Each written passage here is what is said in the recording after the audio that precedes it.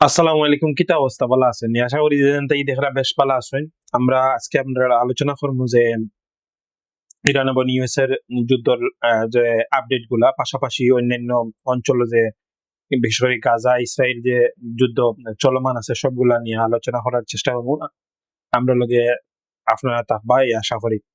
ভিডিওর মূল যে বিষয়গুলো হইলো, কয়দিন ধরে বিশেষ করে গতকালকে যে অনেক অ্যাক্টিভিটি দেয়া ছিল আমেরিকার, যে তারা দূতাবাসের মাধ্যমে সব যে তারা জনগণ আছে সবরে হরিয়া যাওয়ার লাগে কইছিল এবং খুবই সতর্কতা জারি করছিল। পাশাপাশি তারা অন্যান্য যে জিনিসগুলো আছিল করাই দিছিল এই জায়গাটাকে। তো এর ফলশ্রুতিতে খিতার লাগি হয়েছে মূল জিনিস আছিল যে ঠাম কইছেন যে ইরানও তারা এমন একটা হামলা করবা যা মাটির লগে মিশে দিতেছে সেইবা, বিশেষ করে তারা স্থলপথে পয়লা আকাশপথে হামলা করিয়া বাদে স্থলপথে হামলা করবা। অন্যদিকে ওই বিষয়ে যখন খুবই চাওয়া রয়েছিল যে তাই যে হামলা করবা, পরক্ষণে আবার সোশ্যাল মিডিয়া তাই জানাইছেন যে না আপাতত হামলাটা স্থগিত হয়েছে। ট্রাম্প ওলাও তাই ঘোষণা দিছিল যে দ্বিতীয় বিশ্বযুদ্ধের পর সবচেয়ে সামরিকের আঘাতের মুখোমুখি হইব কোন দেশ হয় তাইলে ইরান হইব। যার ফলশ্রুতিতে ইরানও কিন্তু মধ্যপ্রাচ্যের আরো কয়টির যে অনুরোধে ইগু স্থগিত করছেন হরি তাই পরবর্তী সময়ে জানাইছে। অন্যদিকে ট্রাম্পের বক্তব্য কিন্তু ইরানও কিন্তু বইয়া আছে না। তারা জবাবে তাদের ভারপ্রাপ্ত প্রতিরক্ষা মন্ত্রী মজিদ ইবনে আল রেজা কইছেন যে কোনো হুমকি গুরুত্বের সঙ্গে আমরা দেখলাম, এমনকি সেটি মনস্তান্ত্রিক যুদ্ধের অংশ হইতে পারে। একই সঙ্গে ইরানের পররাষ্ট্রমন্ত্রী দেশটির নিরাপত্তা জাতীয় অধিকার রক্ষার তারা আন্তর্জাতিক আইন অনুযায়ী সব ধরনের ব্যবস্থা নিবা করি তারা কইছেন। ইরানের সংসদ সদস্য ইব্রাহিম রেজা আরো কঠোর ভাষায় কইছেন যদি যুক্তরাষ্ট্র হামলা চালায় তাহলে ইরান প্রতিশোধমূলক শুধু পারস্য উপরে সীমাবদ্ধ থাকবে না। এই বক্তব্য স্পষ্ট ইঙ্গিত করে যে সংঘাত ছড়িয়ে পড়ে মধ্যপ্রাচ্য জুড়ে সারা এলাকা। এর সাথে সাথে সৌদির যে আশেপাশে আছে, বিশেষ করে সৌদি বা উদ্বেগ যায়, কারণ তারা তো সৌদিতে হামলা করবো। এদিকে মার্কিন সংবাদ মাধ্যম এক্সিওর তারা তথ্য মতো হয়েছে যে ইরানের বিরুদ্ধে সম্ভাব্য বড় ধরনের মার্কিন হামলা নিয়ে সৌদি আরব যে উদ্বেগ প্রকাশ করছে। প্রতিবেদনে হয়েছে যে রিয়াদ ওয়াশিংটনের কাছে জানতে চাইছে সম্ভাব্য সামরিক পরিকল্পনা আসলে কত দূর এবং কিতা কত দূর আগাইছে। অন্যদিকে সৌদি প্রেস এজেন্সি জানায় যুবরাজ মোহাম্মদ বিন সালমান ও ডোনাল্ড ট্রাম্পের মনে ফোন আলাপের মাধ্যমে মধ্যপ্রাচ্যের নিরাপত্তা পরিস্থিতি এবং এর আন্তর্জাতিক প্রভাব নিয়ে আলোচনা করেন। সৌদি আরব প্রকাশ্যে সংঘাত বৃদ্ধির বিরোধিতা করছে, মানে পক্ষে নয়। তারা কইছে যে কূটনৈতিক সমাধান দিকে যাওয়ার লাগে গুরুত্ব দিছে এবং বিশ্লেষকরা এভাবে ধারণা করছে। একটা আছিল মূল বিষয়।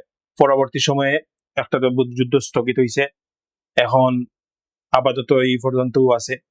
তবে ডোনাল্ড ট্রাম্প কইছেন যে তারা খুব দ্রুত একটা তারা লগে চুক্তিত পৌঁছাইতে চান, যার কারণে অন্যদিকে এই কথা তো কইরা গত এক মাস ধরিয়া বা তার বেশি ধরে সিসফায়ার কইয়া মানুষের এই রাস্তা মানে যুদ্ধবিরতি কইয়া হয়ে যুদ্ধবিরতির আস্থাও নষ্ট হয়ে গেছে। এবার দেখো তা আমেরিকা কর যুদ্ধবিরতি কই আবার যুদ্ধ মারে, আবার অন্যদিকে দেখো গাজা তো সেম অবস্থা। গাজা তো তারা কর যুদ্ধবিরতি হইছে, মানে নাম মাথা যদি হইছে, গাজা রকেট মারে, বন্দুক মারে, সত্তা মারে, এলা বানানোর অবস্থা।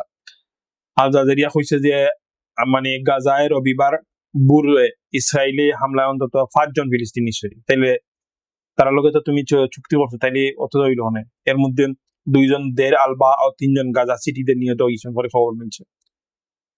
আর গাজার বেসামরিক প্রতিরক্ষা মন্ত্রী কর্তৃপক্ষ কইছেন যে সাবরা এলাকা থেকে আরো মোটামুটি 135 ঘন্টা কাজ করিয়া ধ্বংসস্তূপ সরানি হয়েছে।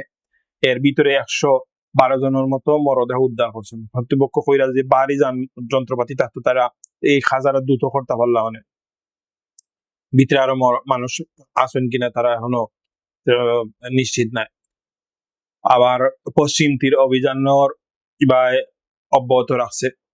ফিলিস্তিনি সংবাদ মাধ্যম ওয়াফার তথ্য অনুযায়ী ইসরায়েল বাহিনী বেতলেহেমের দক্ষিণ দেশের শরণার্থী শিবিরে অভিযান করিয়া তারা 3 জন যুবককে আটক করছে। অন্যদিকে ইসরায়েলে ইরাকের অঞ্চলে কুর্দি অঞ্চলে সুলাইমানিয়ার একটি ড্রোন হামলার ঘটনা ঘটছে খবরে হয়েছে। ইরাকি গণমাধ্যম জানাইছে পেশমার্গ বাহিনীর 70তম ব্রিগেডের সদর দপ্তরে হামলার পর সেখানে বড় ধরনের অগ্নিকাণ্ড কথা ছড়িয়ে পড়ে। এখন পর্যন্ত হামলার দায় আনুষ্ঠানিক কেউ স্বীকার করছে না। আর এই উত্তেজনার মূল কারণ কিতা? হরমুজ প্রণালী কেন্দ্র করে যে উত্তেজনার বাড়ার পর যুক্তরাষ্ট্র আবার ইরানের বিরুদ্ধে সামরিক অভিযান চালায়। এর জবাবে ইরানও কিন্তু উপসাগর অঞ্চলের মার্কিন লক্ষ্য করে তারা হামলা চালায়। এরপর যুক্তরাষ্ট্র ইসরায়েলের পক্ষ থেকে ইরানের জ্বালানি অবকাঠামোর বিরুদ্ধে বড় ধরনের হামলার পরিকল্পনা প্রকাশ করে বিভিন্ন গণমাধ্যমে। একই সময় ইরানের পররাষ্ট্রমন্ত্রী আব্বাস আরাগচি ও সৌদি আরব, তুরস্ক, পাকিস্তান ও তার কর্মকর্তার সঙ্গে এক কূটনৈতিক আলোচনা করেন। সর্বশেষে ট্রাম্প ঘোষণা দেন যে পরিকল্পিত হামলা আপাতত স্থগিত হয়েছে, আলোচনা আকবর আর কি। তো মধ্যপ্রাচ্য সংকট তো এখনো হাটেন না, মধ্যপ্রাচ্য এখনো সংকট চলমান আছে। হামলা আপাতত স্থগিত হইলেও থমথমে অবস্থা আছে। ইসরায়েল আঞ্চলিক দেশগুলোর অবস্থা এখনো অত্যন্ত সংবেদনশীল।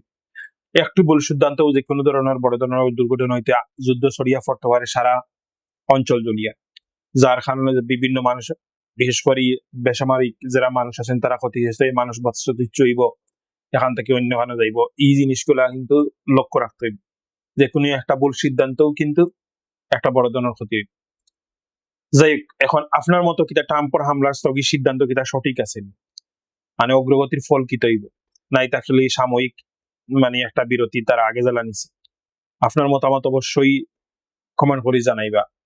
আর ভিডিওটা যদি আপনার তথ্যবহুল মনে হয় তাহলে অবশ্যই শেয়ার লাইক করিয়া আমরা লগে থাকবা, ভালো থাকবা। নেক্সট দেখা হইব নেক্সট কোনো ভিডিওতে। আসসালামু আলাইকুম।